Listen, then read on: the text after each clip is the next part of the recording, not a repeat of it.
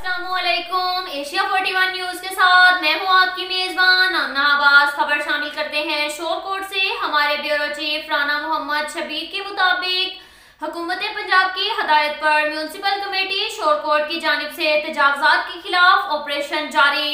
तफसीलात के मुताबिक पंजाब भर की तरह शोरकोट में भी तजावजात के खिलाफ ऑपरेशन जारी। म्यूनसिपल कमेटी शोरकोट के JMRO इमरान खान नियाजी ने सैयद महमूदुल हसन शाह, हाजी बशीर अहमद और म्यूनसिपल कमेटी के अमला के साथ शोरकोट में तजावजात के खिलाफ ऑपरेशन करते हुए मुख्तलिफ शहरों और बाजारों में दुकानों के बाहर से तजावजात को हटाया।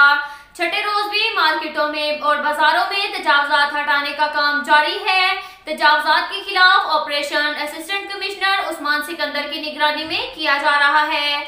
JMRO इमरान खान नियाजी ने कहा है कि लारी अड्डा, शोरकोट, उस्मानिया रोड, कैंट रोड, शाहिद शहीद रोड पर तजावजात के खिलाफ ऑपरेशन किया गया है और कल से शहर भर में तजावजात की खिलाफ वर्जी करने वालों को भारी जुर्माने भी किए जाएंगे। अब तक के लिए इतना ही काफी है। मिलते हैं अगले बुलेटिन में, हमारे साथ रहिए।